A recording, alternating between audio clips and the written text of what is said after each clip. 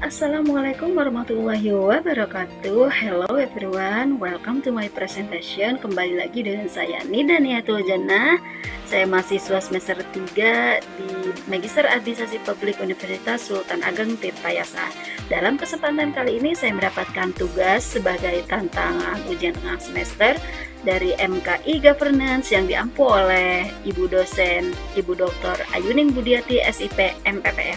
Dalam kesempatan kali ini saya diberikan tugas untuk membuat video mengenai analisis penerapan IT Governance Archetype yang ada di sebuah lembaga atau instansi. Dengan secara kebetulan saya memilih untuk menganalisis IT Governance di Universitas Madlaul Anwar, di mana Universitas Madlaul Anwar ini adalah tempat atau sebuah instansi tempat saya bekerja seperti itu. Jadi mengapa kita harus menganalisis penerapan IT Governance di Universitas Madlaul Anwar agar kita tahu seberapa efektifkah untuk efisiensi penggunaan sumber daya yang dimiliki oleh Universitas Madlaul Banter mengenai pengelolaan IT Governance yang memberikan kemudahan dan transparansi dalam hal pelayanan publik, dalam hal ini pendidikan ya teman-teman ya. Oke teman-teman, IT Governance ini bertujuan untuk meningkatkan efisiensi dan transparansi seperti yang sudah saya sebutkan tadi.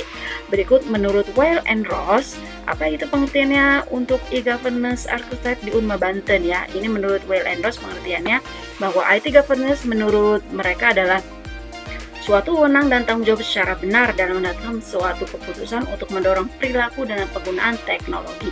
Jadi mereka membahas bagaimana penggunaan IT Governance itu secara baik dan benar. Di Universitas Madlaul Banter sendiri memiliki dua web atau situs teman-teman ya. Yang pertama di atas itu ada unmabanten.ac.id, itu dipergunakan untuk pengguna umum. Jadi masyarakat luas bisa mengakses semua informasi Universitas Madlaul Anwar Banten itu menggunakan web berikut. Yang kedua ada siakat.unmabanten.ac.id, ini diperuntukkan hanya untuk pengguna atau pemilik akun seperti mahasiswa, alumni, dosen, tendik dan lain-lainnya. Nah, menurut Weil and Ross aplikasi untuk penerapan IT Governance itu ada 3 teman-teman. Yang pertama ada what domain, yang kedua ada siapa yang mengaplikasikannya, yang ketiga bagaimana memutuskannya. Nah ini ada what domain, yang pertama itu IT Principle. Jadi untuk sebuah website atau digital dari sebuah instansi itu, yang pertama itu mereka harus bisa mengimplementasikan sebuah visi dalam bentuk IT itu ya. Jadi bagaimana si visi misi itu tercapai melalui IT Governance penerapannya. Yang pertama IT Principle itu visi Unma Banten, bisa kita baca sendiri. Yang kedua arsitektur ya, ini misinya. Jadi ada visi, ada misi-misi itu untuk mencapai visi. Bagaimana di sini ada 4 upaya atau langkah yang dimiliki Unma Banten untuk mencapai visi Unma Banten. Yang ketiga ada infrastruktur strategis. Infrastruktur strategis ini job desk, tanggung jawab, hak, dan apa sih sumber daya yang dipunya oleh Unma Banten untuk mencapai visi misi, termasuk dalam pengelolaan IT Governance dan penerapannya. Yang pertama SNPBMA, nanti kita bahas lebih lanjut lagi fungsi dari pucuk pimpinan sampai bawahan itu dalam penerapan IT Governance itu seperti apa. Yang ketiga ada business application, di sini unmabanten.ac.id, siakat Unma Banten juga kalian bisa memperoleh informasi cukup banyak terkait lowongan kerja, personal wage, PMB dan lain-lain. Investment and prioritization itu menyangkut rapat kerja dan rapat evaluasi. Di sini dimaksudkan artinya untuk mengevaluasi, menganalisis dan mengarahkan sejauh mana IT Governance ini bekerja dalam hal rutin agenda ya. Jadi ada rapat kerja, ada rapat evaluasi. IT Governance ini selalu masuk dalam sebuah pembahasan bagaimana kita bisa membuat informasi yang dikemas secara digital seperti itu. Yang kedua tuh atau style. Nah di sini siapa aja sih orang-orang atau jabatan yang ikut dalam memutuskan IT Principle, infrastruktur, arsitektur ya. Bisnis monarki. Kalian bisa lihat sendiri tadi sudah jelas, saya sudah cantumkan siapa saja yang masuk dalam list input dan decision makingnya.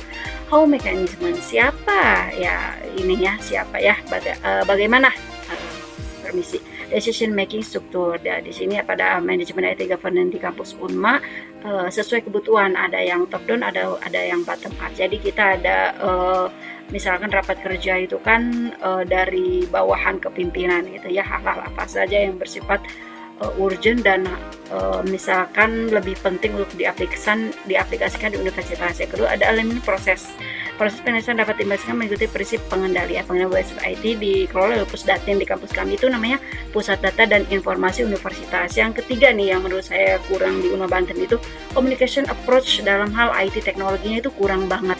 Yang pertama, bagaimana communication approach itu pendekatan itu belum bisa mengemaskan sebagai pegawai itu untuk terhubung satu dengan pegawai lain dalam hal surat menyurat teman-teman. Jadi itu ya.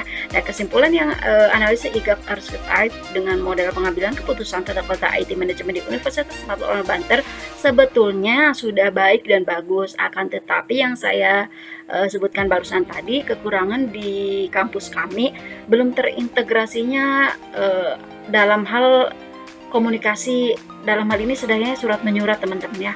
Jadi di kami itu untuk surat menyurat itu belum terintegrasi dengan baik, sehingga untuk mengetahui arsip yang kita kirimkan surat itu saya sedikit sekali gitu ya.